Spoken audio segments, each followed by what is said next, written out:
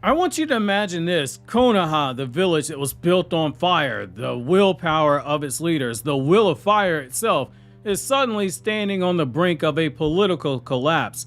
Not because of some invading enemy, not because of the mythical magical Muska Otsutsuki clan, but because the feudal lord, the man who holds the purse strings to the greatest village in the shinobi world, has started questioning whether or not the Hidden Leaf Village even needs to exist. And at the center of the storm is none other than the man with the 200 IQ, Shikamaru Nara, the 8th Hokage, the acting 8th Hokage, the greatest strategist, who has seemingly always outsmarted his enemies on the battlefield, may have just been cornered in the political arena. His decision to secretly help Boruto has now triggered an investigation that could unravel everything that the Hidden Leaf Village stands for. Today, we're going to be breaking down why Shikamaru is running the risk of Konoha losing it all, why Ino and Sai are stuck in impossible situations, impossible decisions in general, and how Japanese folklore foreshadows the stakes of this very high-stakes political game.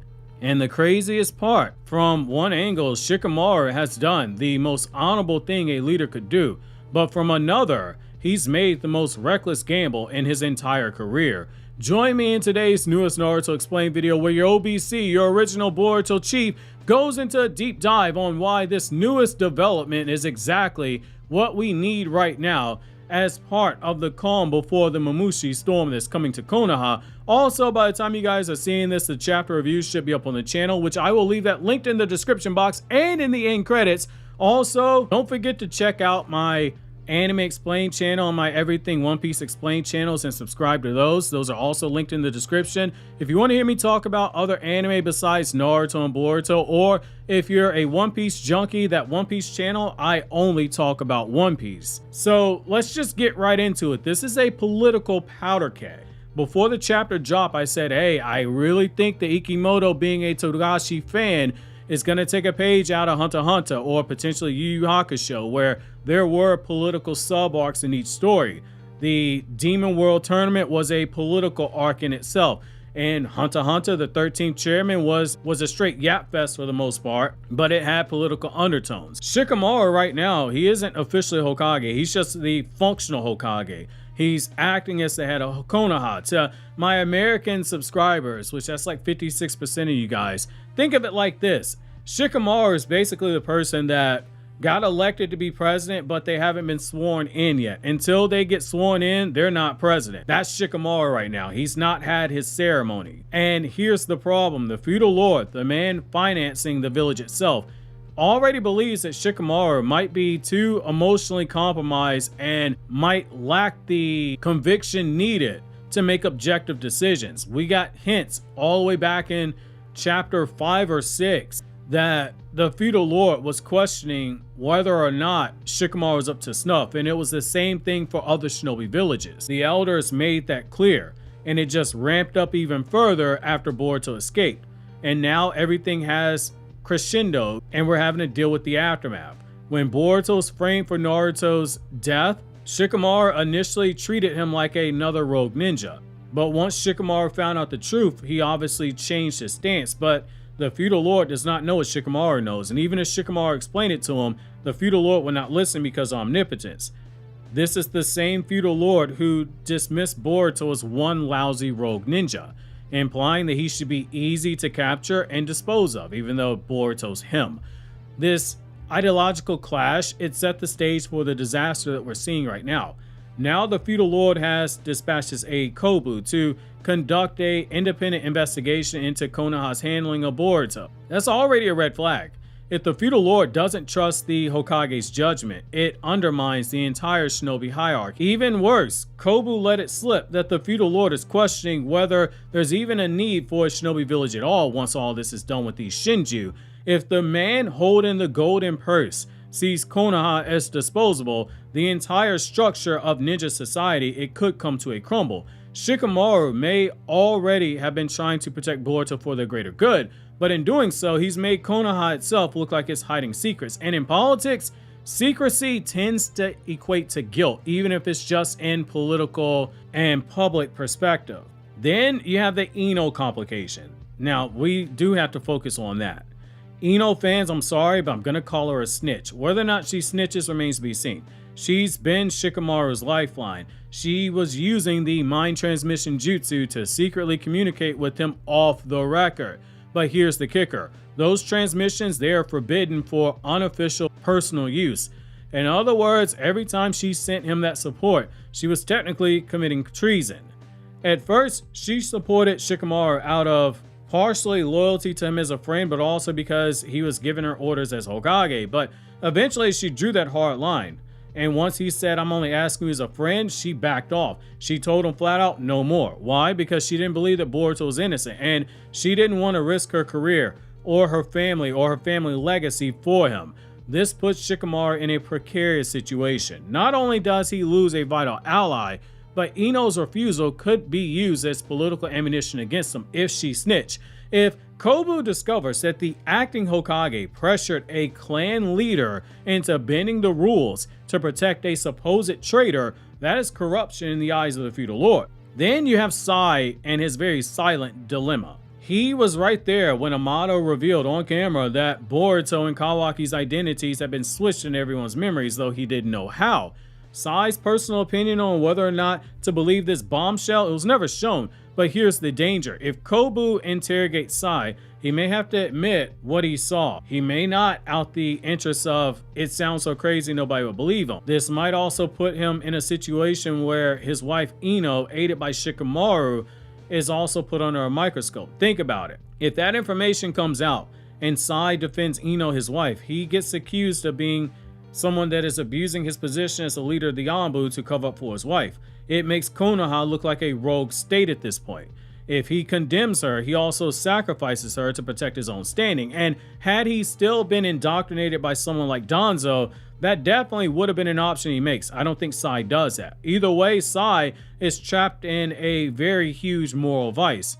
That's the brilliance and the tragedy of this entire setup. There are so many different layers to what we're getting here. This is why I have been calling for a mini 13th chairman arc in Boruto's manga. We're now seeing it. The political side of the Naruto verse is way more fascinating than I think a lot of people realize. By helping Boruto, Shikamaru hasn't just endangered himself.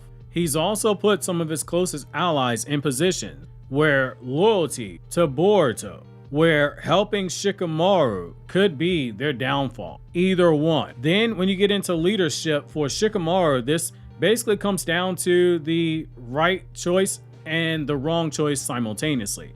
And that's the irony. From a leadership perspective, Shikamaru is both right and wrong at the same time. I know it seems like a hard concept to grasp because we're increasingly living in a world where people deal in absolutes. You're either on my side or you're not on my side. You're either right or you're wrong. You're either the hero or the villain. But in literature, authors often make a point of pointing out most people dabble in the gray, and Boruto's no different. Shikamaru, he is right and wrong at the same time. He is right in the sense that leaders sometimes have to make unpopular choices to safeguard the greater good. That's what Shikamaru is basically saying when he said, I acted to send the team to the Sand Village for this reason. Shikamaru knows that Boruto's not the enemy. Protecting him now may be the only way to prevent catastrophe later on. He made a calculated choice. But on the other hand, by acting in defiance of the feudal lord, that is something that will bite him, even though the feudal lord is short-sighted. And the elders, by extension, they basically said, let's kill Boruto and we'll figure out those Shinju later. We don't need his ass. He might, for all we know, be lying to us. They're choosing their own pride over considering anything else. Shikamaru, in this moment, he's showing that he's not just a bureaucrat, but he's also a protector of truth. But this is also why he is wrong. Leaders are judged by results, not intentions.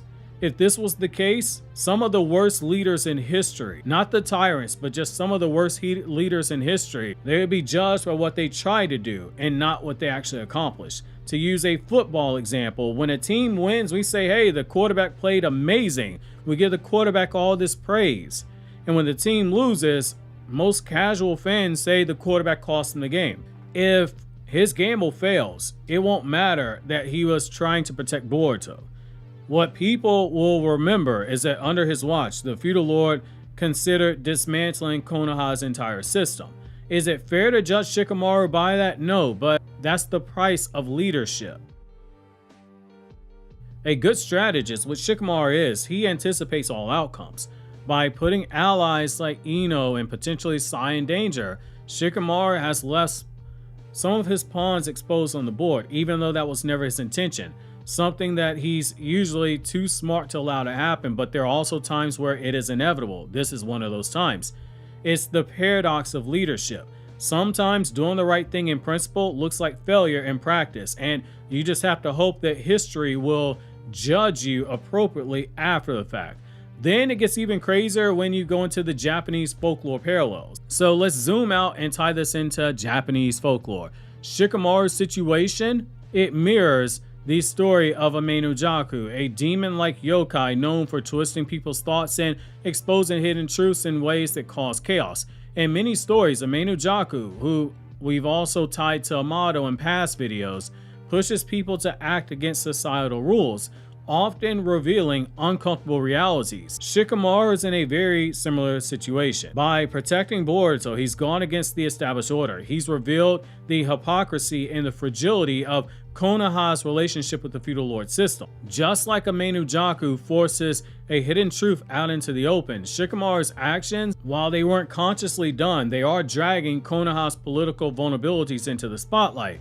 And there's also the parallel to the tale of Momotaro the Peach Boy, the character that Boruto's character takes some inspiration from, and Momoshiki is the inverse for. So in that story, Momotaro fights demons with the help of loyal companions. But here's the twist. In Shikamaru's case, his companions like Ino and Sai, they right now have incentive to abandon him, making him kind of like a tragic inverse to that folk hero if he does get stripped of the Hokage title. By weaving these themes together, Boruto's story is raising the stakes beyond simple ninja battles, which, despite what some of them dumbasses tell you, we still have ninjas using ninjutsu. We still see ninjas fighting in battles.